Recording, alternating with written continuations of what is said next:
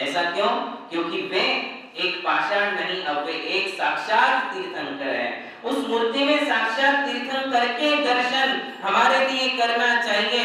किसी समूह शरण में बैठे हुए तीर्थंकर से इस मूर्ति को कम नहीं देखना चाहिए, कम नहीं समझना चाहिए, बल्कि यही समझना कि अब ये साक्षात तीर्थंकर हैं। इसीलिए तो कहते हैं कि मंदिर में हमारे लिए किसी प्रकार की आसाधनाएं नहीं करनी चाहिए, क्योंकि वो आसाधनाएं हमारे लिए साक्षात तीर्थंकर की अभिनय और सत्कार का पाप दिलाने वाली हैं।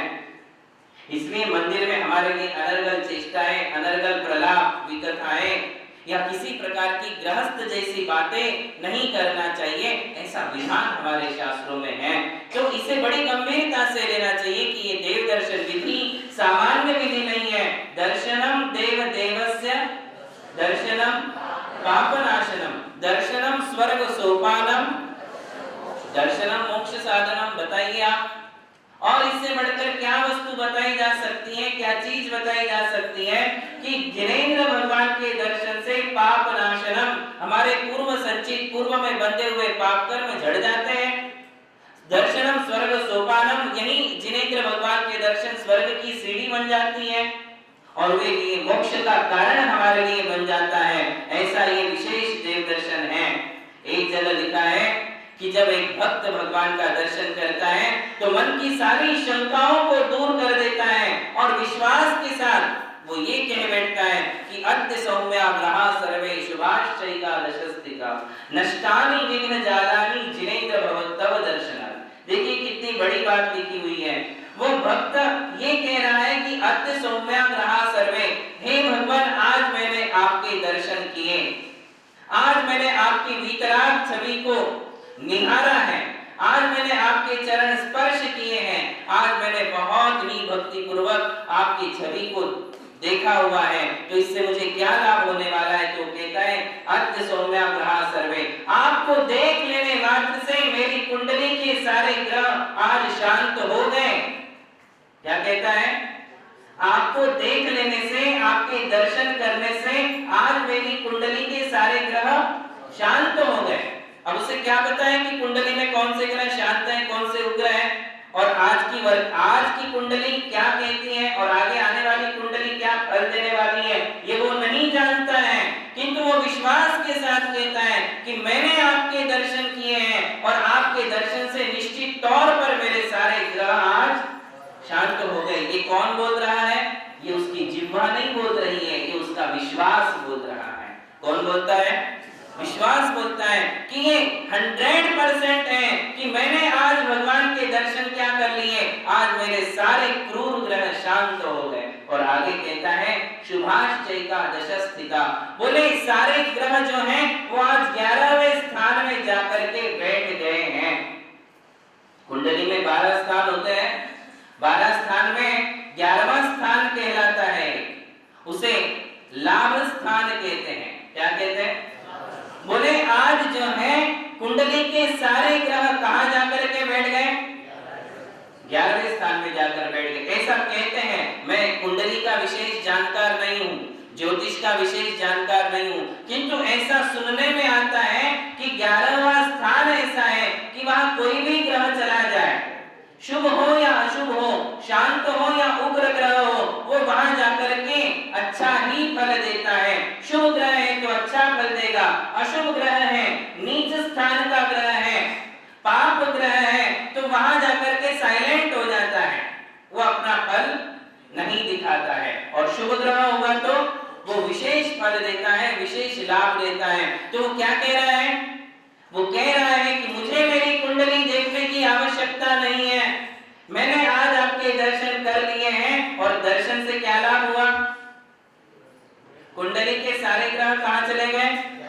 11वें स्थान में चले गए। अब मुझे भविष्य का कोई विकल्प नहीं, भविष्य का कोई टेंशन, कोई चिंता आज मुझे नहीं है।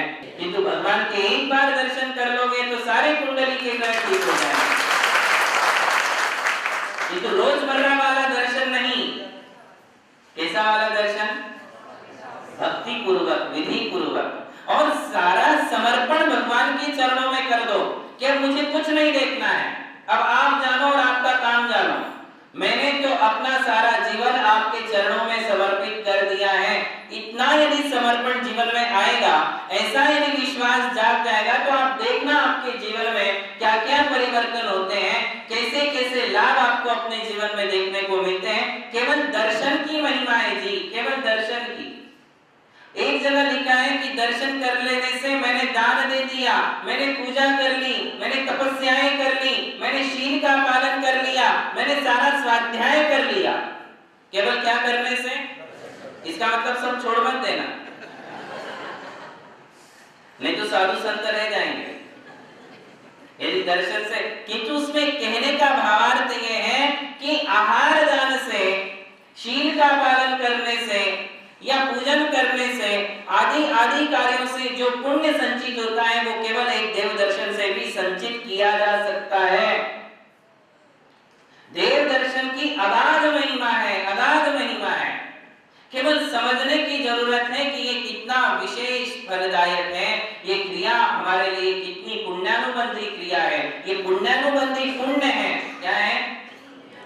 आपके पूर्व पुण्य कर्म का उदय है, इसलिए आप मंदिर आ पाए, और आप मंदिर में आकर के पुनः कौन से कर्म का बंध करोगे?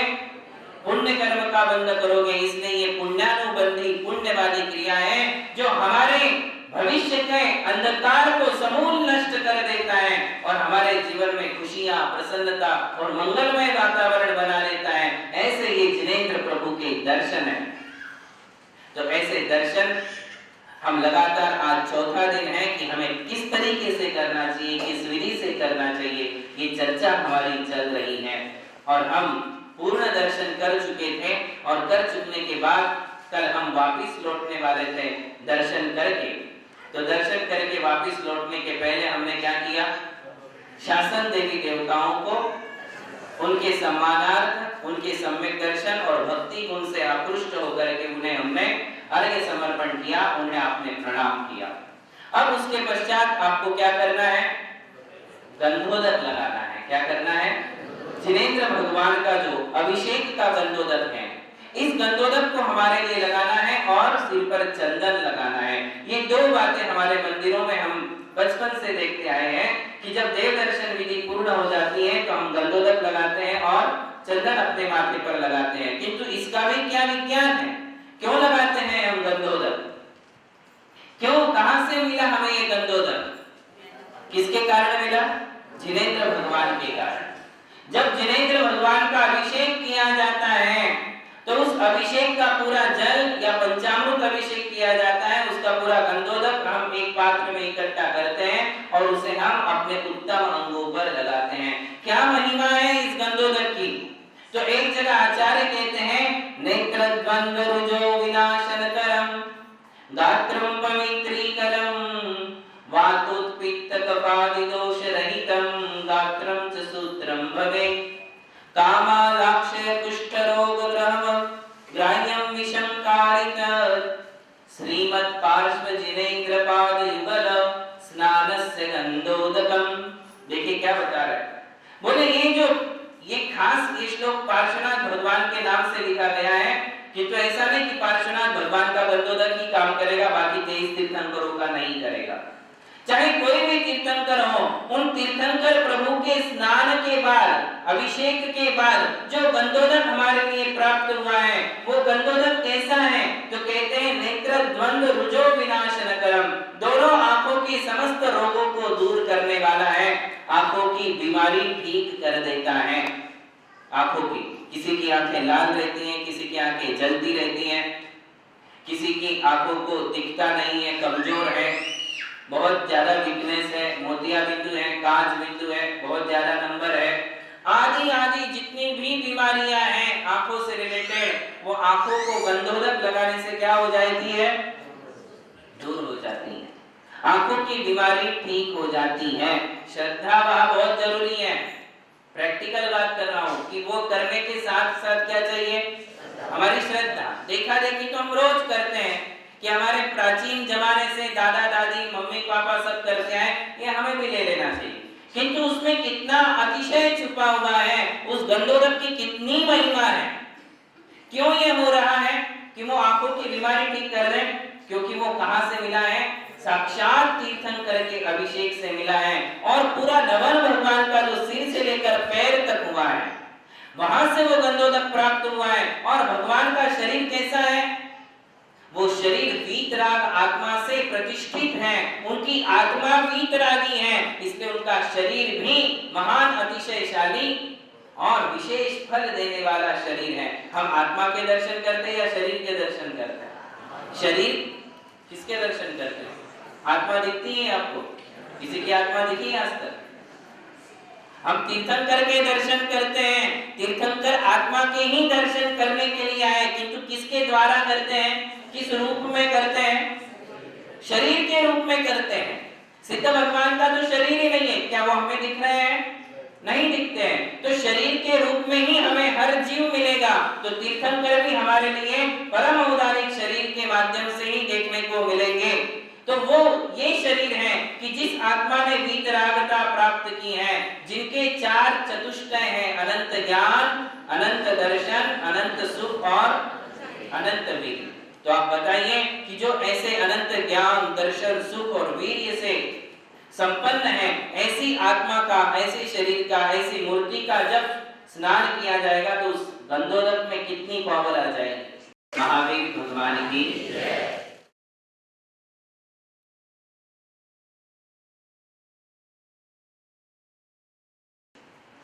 आपके लिए एक कथा बताता हूँ। विशल्या की कथा हमारे पद्म पुराण में आती है। पद्म पुराण जिन्होंने पढ़ा है वो सब जान जाएंगे। आपके लिए पता है, जब रामायण में राम और रावण की सेनाओं के बीच युद्ध चल रहा था, तो एक बार लक्ष्मण को शक्ति लग जाती है, और शक्ति लग जाने से वो धराशायी हो जाते हैं, मूर्छित हो जाते हैं। तो उसमें फिर हिंदू रामायण में कुछ अलग कहानी है, किंतु जैन रामायण के अनुसार क्या होता है, तो उसमें कहते हैं कि उस शक्ति को दूर करने की कोई दवाई वैद्यों के पास नहीं थी। सारे आर्यावर्त में घूम लिए, किंतु किसी के पास वो जो शक्ति लक्ष्मण के लिए लगी थी, उस शक्ति का नाम था अमोघ विजया। कौन सी शक्ति थी वो? अमोघ विजया नाम की शक्ति लक्ष्मण को लगी थी, और उस शक्ति को हटाने की कोई विद्या, कोई तंत्र या कोई भी दवाई आर्यावर्त में किसी के पास उपलब्ध नहीं थी। क्या किया जाए, क्योंकि यदि अधिक देर हो जाती तो लक्ष्मण के प्राण उसके कारण जाते। तो कहते हैं कि द्रोण देश में राजा द्रोण की एक विशल्या नाम की पुत्री थी, विशल्या। उस विशल्या के स्नान के जल से, देखो कुमारी थी, उस कुमारी विशल्या के स्नान के जल से उस देश के जितने भी बीमार लोग थे उनकी बीमारी ठीक हो जाती थी। महामारी रोग आया हुआ था अयोध्या में, और उस समय विशल्या के जल से पूरे नगर निवासियों के लिए बहुत बड़ा लाभ हुआ था, बीमारी सबकी दूर हो गई थी। ऐसे उस विशल्या का जल उस समय वहां से लाना था, और हनुमान लेने के लिए गए थे, तो राजा द्रोण ने विशल्या के स्नान का जल देने की बजाय विशल्या को ही उनके साथ भेज दिया। और कहते हैं कि जब वे उस युद्ध भूमि में हनुमान विशल्या को लेकर के आए, जब आए और विमान नीचे उतरा और वो नीचे उतर करके आती गई, पास में आती गई, तो कहते हैं जैसे जैसे वो लक्ष्मण के पास आ रही थी, वैसे वैसे लक्ष्मण के अंदर जो अमोघ विजय नाम की शक्ति रावण के द्वारा लगी हुई थी, वो शक्ति धीरे धीरे उसमें से निकलने लगी। और जैसे ही वो पास में आ गई, पास में आकर उसने स्पर्श मात्र किया, तो वो अमोघ विजय शक्ति निकल करके आकाश से उड़ने लग गई, और उड़ते उड़ते वो वहां से चली गई। वो आगे की कहानी है। किंतु ऐसा कैसे हो सकता था, जो ना अरिहंत है, ना सिद्ध है, ना आचार्य है, ना उपाध्याय है, ना साधु है, ना हरिका माता जी है, ना कोई देवी है, वो तो एक सामान्य राजा की राजपुत्री थी, और उसके स्नान के जल से कैसे ये संभव हो सकता था कि लोगों की बीमारी दूर हो जाए और लक्ष्मण की शक्ति वहां से निकल करके अलग भाग जाए। तो कहते हैं कि उस विशल्या ने पूर्व जन्म में, कौन से पूर्व जन्म में, उसका नाम था अनंगशरा, और तब लोगों की आयु बहुत बड़ी हुआ करती थी। जैसे आज 100 साल के होते हैं, पहले लोग 1000, 2000, 5000 वर्ष की आयु वाले हुआ करते थे। उस विशल्या ने जो है 3000 वर्ष तक, कितने 3000 वर्ष तक कड़ी तपस्या की थी। उसका अपहरण कर लिया गया था, राजमहल में से विशल्या का अपहरण कर लिया। अपहरण करने के बाद जब उसके पीछे सैनिक दौड़े और सेना दौड़ी तो वो विद्याधर डर गया और डर करके उसने क्या किया, उस विशल्या को एक घनघोर जंगल में छोड़ दिया और छोड़ करके वो आगे भाग गया, किंतु पीछे से आने वाले सैनिकों को उसका पता नहीं चला। अब वो विशल्या घनघोर जंगल में थी, कहीं भी कोई उसके लिए रास्ता नहीं था। ऐसी भयानक अटवी के बीच उसके ऊपर कुछ बचपन से या पूर्व जन्म के धर्म के संस्कार थे।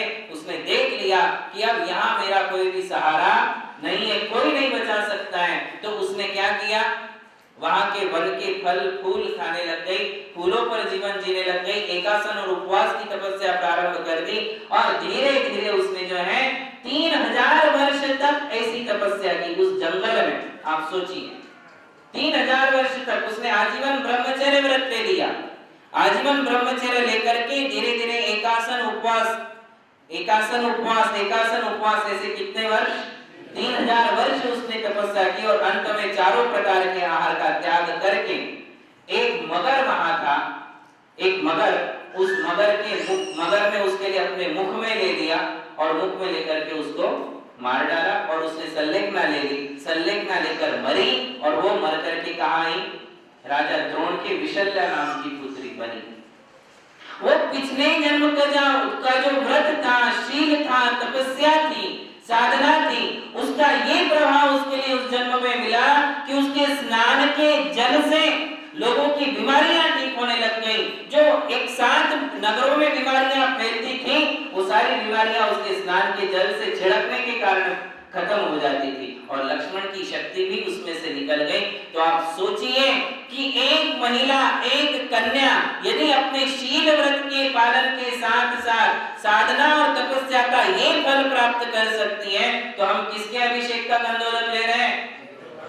साक्षात तीर्थंकर, तीनों लोक के अधिपति, वीतराग, कर्म कलंक से रहित, रागादि विषय वासनाओं से रहित ऐसी पुनीत आत्मा का गंधोदक हम ले रहे हैं, तो क्या उससे ये बीमारियां शांत नहीं हो सकती हैं?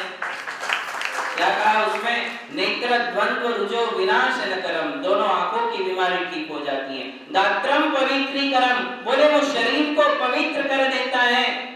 असंख्य मनुष्यों की, असंख्य लोगों के ये अनुभव है कि उन्होंने गंधोदक से अपनी स्किन डिसीज दूर कर ली है। जब सारे वैद्य फेल हो गए और सारे जो हैं दवाइयां फेल हो गई, उसके बाद उन्होंने मुनियों के उपदेश से गंधोदक लगाना प्रारंभ किया और गंधोदक से उनकी स्किन डिसीज दूर हो गई। इसका भी सबसे बड़ा एग्जांपल है श्रीपाल मैना सुंदरी। मैना सुंदरी ने क्या किया था, सिद्ध चक्र विधान सबके लिए पता है। उसने 700 कुष्ठियों का कुष्ठ रोग दूर कर दिया। किसके प्रताप से? गंधोदक के प्रताप से। भगवान के अभिषेक का गंधोदक वो 700 कुष्ठियों को लगाया करती थी। परम भक्ति भाव से सिद्ध चक्र की आराधना की और प्रतिदिन वो गंधोदक सब कुष्ठियों को लगाया। तो आखिरी दिन जब लगाया तो सारे कुष्ठियों का कुष्ठ रोग दूर हो गया और कंचन जैसी काया चमकने लग गई। ये किसका प्रताप था? गंधोदक का प्रताप था। गंधोदक भी कोई सामान्य बात नहीं है। हम भगवान का अभिषेक नहीं कर पाए, उनके चरणों का स्पर्श नहीं कर पाए, तो कम से कम हमारे भाग्य में क्या है? गंधोदक है, जो उनके शरीर को, उनकी प्रतिमा को स्पर्श करने के बाद हमारे लिए मिला है। उसे भी बड़ी भक्ति भाव से लेना चाहिए, बड़ा चमत्कारी होता है। गात्रम पवित्रीकरम, और क्या कहते हैं? बोले वातो पित्त कफादि दोष रहितम, बोले उससे वात रोग, कफ के रोग, पित्त से उमड़ने वाले रोग, वात, पित्त और कफ से शरीर में फैलने वाली बीमारियां भी उसके कारण दूर हो जाती है। किससे? गंधोदक से। वातो पित्त कफादि दोष रहितम गात्रम च सूत्रम भवेत्, और शरीर को निरोगी बना देता है। कामा लाक्षय कुष्ठ रोग ग्रहम, बोले कामला नाम का रोग हो जाता है, पीलिया हो जाता है, अनेक प्रकार का बुखार हो जाता है, हड्डियों तक वो ज्वर चला जाता है, अंदर तक वो फैल जाता है।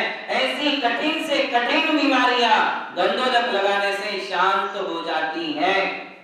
इसलिए जब हमारे लिए कोई उपाय नहीं मिले, कोई ऐसी बीमारी हो, तो हमारे लिए परम श्रद्धा भाव से मंदिर से गंधोदक ले जाना चाहिए और बीमार लोगों को लगाना चाहिए। देखिए उसका असर पड़ेगा। और फिर लास्ट में कहते हैं कि श्रीमद् पार्श्व जिनेन्द्र पाद युगल स्नानस्य गंधोदकम्, उसमें आप किसी भी तीर्थंकर का लीजिए, इसमें कहा कि पार्श्वनाथ भगवान के अभिषेक के गंधोदक का ये महात्म्य है। ऐसा ये गंधोदक होता है, उसे हमें उत्तमांगों पर लगाना चाहिए। कैसे लगाना? प्रतिदिन जो हम गंधोदक लगाते हैं तो उसे हमें इस हाथ से पहले तो क्या करना चाहिए? निर्मलम निर्मलीकरणम पवित्रम पापनाशनम जिनगंधोदकम वंदे। आता है ना सबको? क्या बोलते हो आप उसमें पता है? जिनगंधोदकम वंदे। जब गंधोदक के सामने जाते हो तो सबसे पहले हाथ जोड़ना उसे। भगवान को तो हाथ जोड़ते ही हो, किंतु यहाँ किसको हाथ जोड़ना? गंधोदक को। बोले सबसे पहले गंधोदक लेने की विधि है, गंधोदक के पास जाना, गंधोदक को हाथ जोड़ना और फिर उससे दाहिने हाथ से जो है गंधोदक लेना, उसको पहले सिर माथे पर लगाना, फिर लेना अपने दोनों आंखों पर लगाना, माथे पर लगाना, गले में लगाना। ये उत्तमांगों पर गंधोदक लगाने की विधि है, किंतु क्वचित कदाचित कारणवशात ये गंधोदक पूरे शरीर में भी लगाया जा सकता है। यदि बीमारी है तो कब लगाया जाता है? यदि बीमारी है तो हम इस गंधोदक को पूरे शरीर में भी लगा सकते, उससे कोई अभिनय नहीं होता है। अभिनय के भाव है क्या? क्या भाव है? क्या भाव है?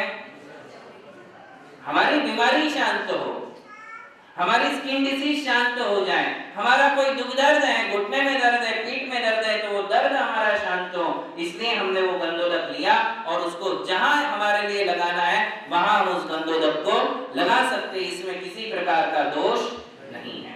तो ये गंधोदक लेने की विधि हुई और इसके पश्चात क्या लगाते हैं? चंदन लगाते हैं। चंदन लगाने की अनेक विधियां हैं। क्षत्रिय कैसे लगाते हैं, ब्राह्मण कैसे लगाते हैं, वैश्य कैसे लगाते हैं, अलग अलग प्रकार दिए गए हैं, किंतु सामान्य आज जो है आज के आदमी को कैसे लगाना चाहिए? तो मानस स्तंभ के आकार में लगाना चाहिए। कैसे लगाना? मानस स्तंभ के आकार में ही वैश्य लोगों को, वणिक व्यापारी लोगों को जो है मानस स्तंभ के आकार में ही लगाना चाहिए, ऐसा विधान प्राचीन ग्रंथों में है। क्षत्रियों के लिए कहते हैं कि कोई अर्धचंद्राकार निकालो या आड़ा निकालो वगैरह वगैरह, किंतु वैश्यों के लिए कहा है कि मानस स्तंभ के आकार में निकालना चाहिए। अब वो चंदन कौन सा होना चाहिए? प्रश्न तो ये है। पंडित जी ने घिस करके जो कटोरी में इकट्ठा करके रख दिया है वो चंदन लगाते क्या अपन? देखिए चंदन दो बार लगाते हैं, एक तो अभिषेक के पहले भी चंदन लगाया जाता है, वो सामान्य है, वो सामान्य चंदन है जो घिस कर रखा हुआ है उसे हम लगाते हैं, किंतु अभिषेक के बाद, पूजन के बाद, दर्शन के बाद जो गंधोदक चंदन हमारे लिए लगाना है वो कौन सा चंदन होगा? जिस चंदन को जिनेंद्र भगवान के चरणों का स्पर्श हुआ है वही चंदन माथे पर लगाने के लायक है। ये बात आप ध्यान में रखिए। जिस चंदन को जिनेंद्र भगवान के चरणों का स्पर्श ही नहीं हुआ है उसे लगाने से क्या फायदा होगा? वो एनर्जी नहीं देने वाला। भगवान के चरणों का स्पर्श हुआ है तो एनर्जेटिक हो जाता है, वो हमारे लिए एनर्जी देने वाला हो जाता है, उसका फल हमारे लिए मिलता है। किंतु यदि स्पर्श ही नहीं हुआ है तो क्या फायदा? फिर तो आप अपने घर में ही बैठो, घिस लो और लगा लो। ऐसे चंदन से क्या फायदा है? तो कौन सा चंदन लगाया जाता है? या तो आप शुद्ध सोले के वस्त्र में हो, अभिषेक हो चुका है, भोजना हो चुका है, अब लास्ट में जाओ भगवान को चंदन लगाओ चरणों को और वो चंदन क्या करो? अपने माथे पर निकालो। अथवा दूसरी विधि है कि आप शुद्ध सोले के वस्त्र पहनते ही नहीं हो, आप दर्शन करके चले जाते हो, तो वहां के जो कार्यकर्ता है, पुजारी है, उन लोगों ने उस चरणों का चंदन पहले लेना, भगवान के चरणों को लगाना, फिर उसे इकट्ठा करके छोटी सी कटोरी में रखना और वो चंदन लोगों के लिए लगाना चाहिए। वही चंदन लगाने लायक है, दूसरा चंदन लगाने लायक नहीं है। बात समझ में आ रही? कौन सा चंदन लगाना? सिर पर जिस चंदन को जिनेंद्र भगवान के चरणों का स्पर्श हुआ है वही चंदन लगाने लायक है, अन्यथा वो चंदन लगाने लायक नहीं है। तो ऐसा चंदन देखिए, मंदिर की 5 वस्तुएं निर्माल्य नहीं होती, ये बात आज आप ध्यान रख लीजिए। अकलंक संहिता का एक उद्धरण हमारे लिए पढ़ने को मिलता है। उस अकलंक संहिता में लिखा गया है कि मंदिर की 5 बातें निर्माल्य नहीं है। निर्माल्य का मतलब है, निर्माल्य शब्द का अर्थ है कि जिसे हम हाथ लगा नहीं सकते, जिसे हम हम वापस ले नहीं सकते हैं। जैसे मंदिर में चढ़ाया हुआ अर्घ्य है, आपने चढ़ाया, अब आप उसे वापस, वो क्या हो गया? अथवा आपने मंदिर के लिए अष्ट प्रातिहार्य दान दे दिए, अब वो प्रातिहार्य आपके लिए क्या हो गए? अब वो मंदिर की वस्तु है। जो चीज मंदिर की है उसे आप अपने निजी कार्यों में उपयोग के लिए नहीं ले सकते हो, वो आपके लिए क्या बन जाती है? निर्माल्य। निर्माल्य यानी वो हमारे सेवन करने के योग्य नहीं है, वापस लेने के योग्य नहीं है, जिससे हमें पाप बंद होता है। वो वस्तु मंदिर की हो तो उसके लिए हमें नहीं लेना चाहिए। किंतु आप देखिए 5 वस्तुएं निर्माल्य नहीं है जिसे आप अपने घर में ले जा सकते हो। क्या क्या चीजें हैं? तो सबसे पहले कहते हैं भगवान के अभिषेक का गंधोदक, वो निर्माल्य नहीं है, उसे आप घर भी ले जा सकते हो, लगा भी सकते हो, घर भी ले जा सकते हो।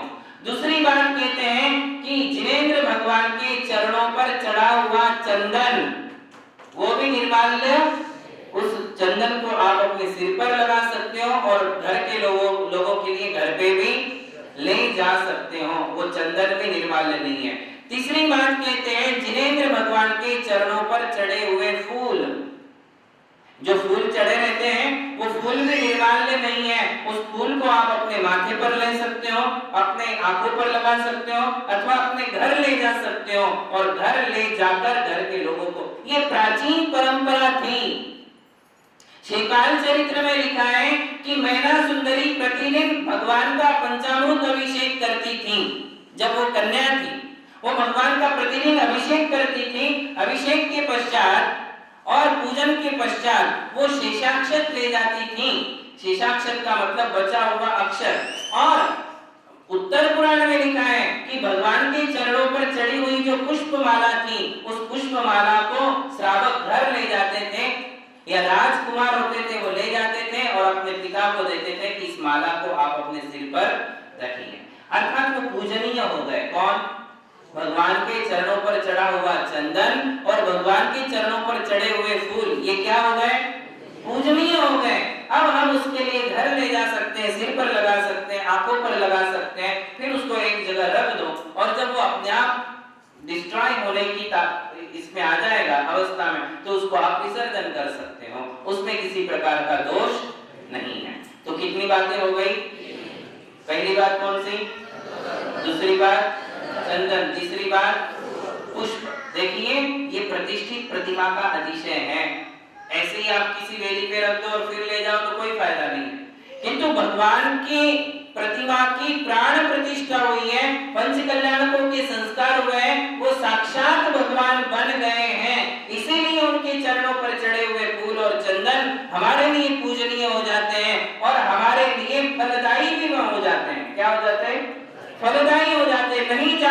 नहीं मालूम कि वो चंदन, वो फूल हमारे लिए कितने विघ्नों से बचा लेगा, हमारे लिए कौन सा मंगल कर देगा, ये हम नहीं बता सकते हैं। कौन कौन से कार्यों में निर्विघ्नता आ जाएगी ये हम कह नहीं सकते हैं, क्योंकि भगवान के चरणों का छुआ हुआ चंदन आपके माथे पर है। हो सकता है उस चंदन के कारण आपकी अनेक विघ्न संकट बाधाएं दूर हो जाएगी, आप एक्सीडेंट से बच जाओगे, दुर्घटनाओं से बच जाओगे। किसके कारण? उस चंदन, अकेले चंदन के कारण, वो फूल के कारण। कौन सा मंगल हमारे परिवार में हो जाएगा ये कहा नहीं जा सकता है, ये मंगल हो जाते हैं, पूजनीय हो जाते हैं। चौथी बात कहते हैं आशिका। कौन सी? आशिका मतलब जैसे हम पूजा करते हैं, पूजा में स्थापना में जो लौंग होती है पूजा के, या विधान में जो स्थापना की लौंग होती है उसे आशिका कहते हैं, वो भी निर्माल्य नहीं होती है, उसे हम ले सकते हैं, घर ले जा सकते हैं, अपनी तिजोरी वगैरह में रख सकते हैं, मंगल रूप में समझ करके हम उसे अपने घर में रख सकते हैं, मंगल द्रव्य समझ करके, वो भी निर्माल्य। और पांचवी बात कहते हैं आरती। कौन सी वस्तु? आरती। जो हम आरती करते हैं तो आरती करने के बाद कई लोग आरती का घी ले लेते हैं और लगा लेते हैं। आरती का दीपक का जो घी है वो भी निर्माल्य नहीं है, उसे हम ले सकते, लगा सकते, या फिर उस आरती को ऐसा हम लास्ट में करते हैं और उसे अपने चेहरे पर लगाते हैं, तो वो आरती भी निर्माल्य नहीं है। कितनी बातें हो गई?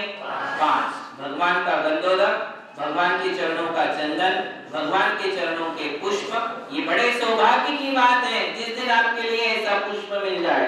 तो बाहर जाते समय भगवान को पीठ नहीं होना चाहिए। देखिए लास्ट बात है, अब हम बाहर निकलने वाले हैं, एंट्री हमें पता है, किंतु बाहर कैसे जाना है? तो बाहर जाते समय वेदी से डोर तक, मुख्य दरवाजे तक आते समय हमें भगवान को पीठ दिखा करके आना नहीं चाहिए। साइड में जो रास्ते हैं, भगवान की वेदी बीच में है, साइड में दो रास्ते हैं, साइड से आओ और दरवाजे तक आओ, और दरवाजे तक आकर पुनः भगवान की तरफ मुख कर लो और राइट लेग से ही बाहर आना। कैसे आना? राइट लेग से ही मंदिर के बाहर आना, भगवान की तरफ मुख करके, और राइट लेग से बाहर आना, और आते समय बोलेंगे अस्सही अस्सही। एंट्री के समय क्या बोले थे? अब क्या बोलना है? अस्सही अस्सही। ये भी एक सूचना है कि देवगणों के लिए हमने सूचना दी है जो अदृश्य रूप में मंदिर में होते हैं कि अब मेरी देव दर्शन विधि हो गई है, धन्यवाद, जिससे आपको मेरे द्वारा आपको किसी प्रकार की बाधा नहीं हुई है, अभी मैं जा रहा हूं। इसे अस्सही शब्द में कहा जाता है, अस्सही अस्सही अस्सही। ऐसा कहते हुए राइट लेग से, दाहिने पांव से मंदिर के बाहर आ जाए, भगवान को अंतिम प्रणाम करे और फिर मन में भगवान को बैठा करके ले जाए। तब पादो मम हृदयम तो पदद्वये लीनम, तब पद मेरे हिय में मम हिय तेरे। हे भगवान, मैं जा रहा हूँ और जाकर के आने तक मैं अपना दिल, मैं अपना हृदय आपके चरणों में रख करके जा रहा हूँ, छोड़ करके जा रहा हूँ। किसे छोड़ करके जा रहा हूँ?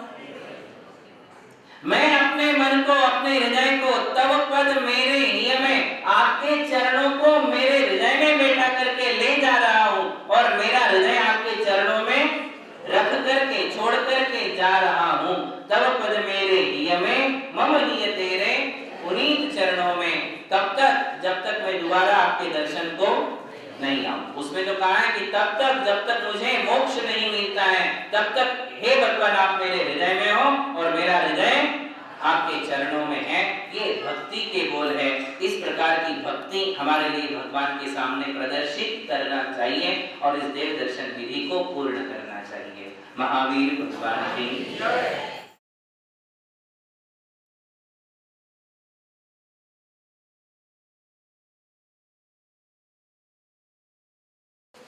कल तक हमारी देव दर्शन विधि पूर्ण हुई और देव दर्शन में हमने प्रवेश करने से लेकर पुनः बाहर आने तक की संपूर्ण विधि की जानकारी प्राप्त की। इस प्रकार की अन्य विधियां और भी हैं जिन्हें हमें इस चातुर्मास के दरमियान सीखना है। जैसे देव दर्शन की विधि होती है, ठीक वैसे ही भगवान का अभिषेक करने की भी विधि होती है, वो भी हमें आना चाहिए। भगवान का पूजन करने की भी विधि होती है। इसी प्रकार स्वाध्याय करने की विधि होती है। माला करने की भी विधि होती है कि हमें माला कैसे करनी चाहिए, वरना हम मंदिरों से माला उठा लेते हैं, जैसा मन में आए वैसा फेर लेते हैं, किसी भी अंगुली पर रख लेते हैं, किसी भी दिशा में बैठ जाते हैं, कहीं से भी मंत्र प्रारंभ कर देते हैं, शुद्ध मंत्र का उच्चारण नहीं कर पाते हैं, आदि आदि बातें। कि माला करने की भी एक विधि है, कौन सी अंगुली पर माला करने का क्या फल होता है, आदि सारी बातें उसमें बताई जाएगी। इसी प्रकार मुनियों को आहार दान देने की भी विधि होती है कि किस विधि से आहार दान दिया जाना चाहिए। और समाधि मरण साधने की भी विधि होती है। जितने भी धार्मिक अनुष्ठान हैं वे विधि पूर्वक ही संपन्न किए जाते हैं। विधि को छोड़ के कोई भी धार्मिक अनुष्ठान नहीं होते हैं। चाहे वो आपके घर में वास्तु का विधान हो, चाहे वो पंचकल्याणक हो, चाहे वो विधान हो, हर एक अनुष्ठान की अपनी एक विधि है। उस विधि को समझना परम अनिवार्य होता है। विवाह करने की भी विधि होती है, जैसे कि गर्भ संस्कार भी एक विधि पूर्वक किए जाते हैं, गर्भ संस्कार विधि, शिशु संस्कार विधि।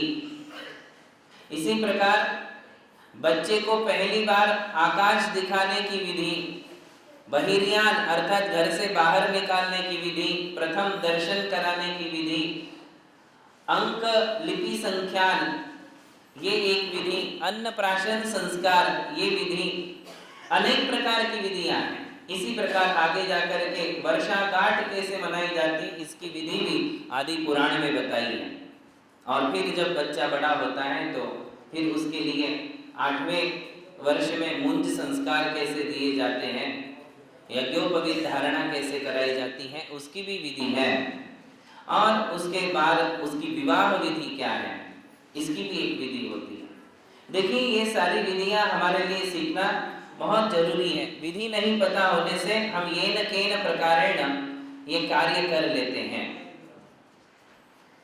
किंतु आज हम अभी देव दर्शन विधि के पश्चात तुरंत कोई विधि प्रारंभ नहीं करके कुछ जैन धर्म से, जैन धर्म के सिद्धांतों से संबंध रखने वाली कुछ बातों की जानकारी लेंगे। हम एक विषय विधि का लेंगे, फिर बीच में कोई विषय सिद्धांत से रिलेटेड होगा, कोई विषय अध्यात्म से रिलेटेड होगा, कोई विषय हमारा जो है कुल मिलाकर के जैन धर्म के बेसिक जो कंसेप्ट्स हैं उनसे रिलेटेड अपने सब्जेक्ट रहेंगे, लेसन रहेंगे। आज हम एक नया लेसन प्रारंभ करते हैं और आज के लेसन का नाम है पुण्य और पाप कर्म का फल। क्या नाम है? पुण्य और पाप कर्मों का विपाक। विपाक शब्द आता है पुण्य और पाप कर्मों का विपाक। विपाक अर्थात फल। विपाक शब्द का अर्थ फल होता है। तो ये सब्जेक्ट हम सीखेंगे और इसमें हमारी अनेक प्रकार की जो भ्रांतियां हमारे मस्तिष्क में बैठी हुई है उन भ्रांतियों का निश्चित तौर पर उन्मूलन होगा। कई ऐसी बातें हैं जो हम लोग नहीं जानते हैं क्योंकि हमने कर्म सिद्धांत पढ़ा नहीं है या कभी सुना नहीं है या हमने सुना है तो समझा नहीं है, इसलिए हम लोग ये बातें नहीं जान पाते हैं। पुण्य और पाप कर्मों का विपाक हमारे लिए समझना है कि पुण्य और पाप कर्म अपना फल कैसे देते हैं। और जैसे कि हमने आपको कहा कि फल यदि लग रहा है तो कहीं ना कहीं बीज अवश्य बोया गया है तभी तो वो फल देगा। यदि जमीन में बीज नहीं बोया जाएगा तो फिर उसको फल लगने वाला नहीं है। तो इसका अर्थ है कि पुण्य और पाप कर्म अपना फल दिखाते हैं, तो इसका अर्थ है कि उस आत्मा ने कहीं ना कहीं उन कर्मों के बीज बोए थे, तभी वो कर्म आज उसके लिए फल दिखा रहे हैं, उसके लिए मीठा अथवा कड़वा अनुभव करवा रहे हैं। तो हमारे लिए वो बात भी जानना परम आवश्यक है कि पुण्य और पाप का बंध कहाँ से हुआ, कैसे उसका फल मिला और क्या पुण्य और पाप कर्म बांधने के पश्चात उसका फल भोगना ही पड़ता है। आदि आदि बातों की जानकारी आज हम यहाँ से प्राप्त करेंगे।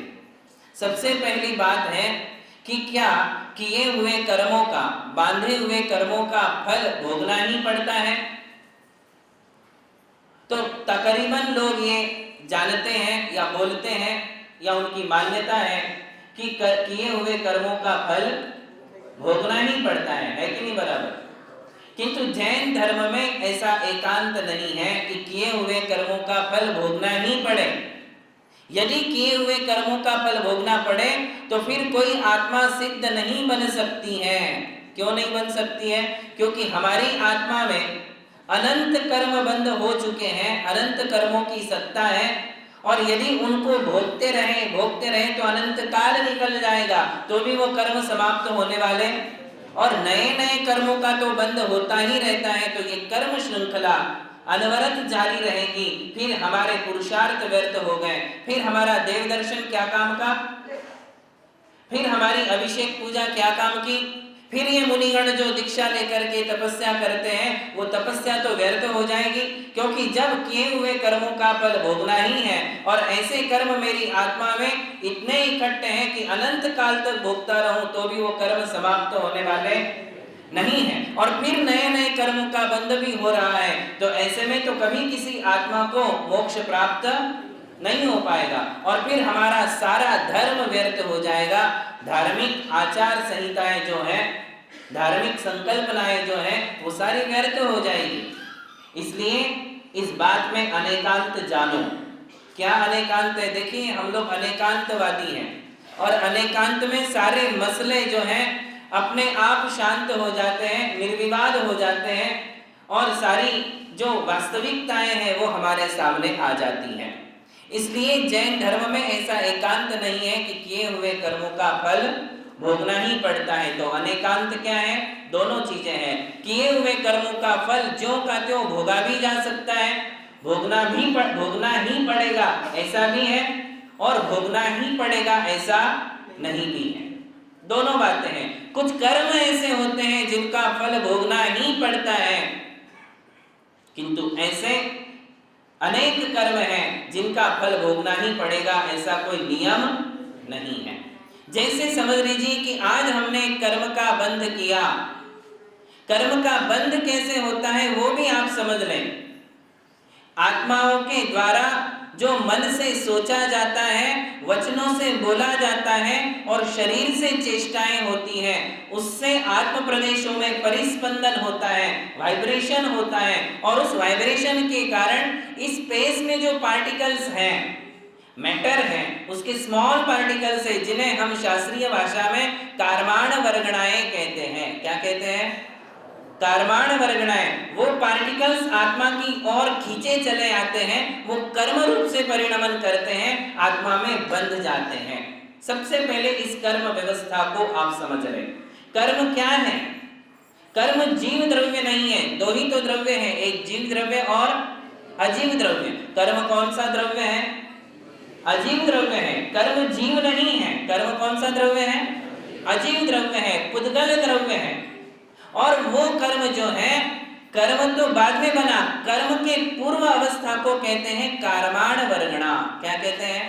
कारमाण वर्गणाएं। हम देखते हैं कि दो चीजें हैं, एक रॉ मटेरियल और एक उसका प्रोडक्ट। रॉ मटेरियल के बिना क्या कोई प्रोडक्ट बनता है?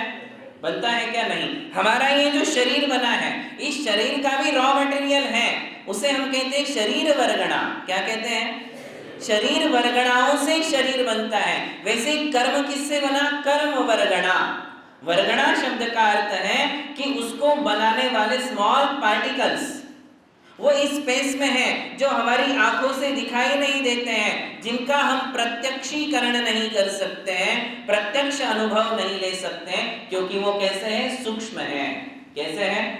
और सूक्ष्म की परिभाषा ये है, जो हमारे पांचों इंद्रियों का विषय नहीं बनता है उसे सूक्ष्म कहते हैं। जिन्हें हम आंखों से देख नहीं सकते, जिन्हें हम कानों से सुन नहीं सकते, जिन्हें हम नाक से सूंघ नहीं सकते, जिन्हें हम जिह्वा से चख नहीं सकते, जिनका हमें स्पर्श से अनुभव नहीं होता है, उसे क्या कहते हैं? सूक्ष्म कहते हैं। ऐसा सूक्ष्म जिसे हम माइक्रोस्कोप से भी नहीं देख सकते।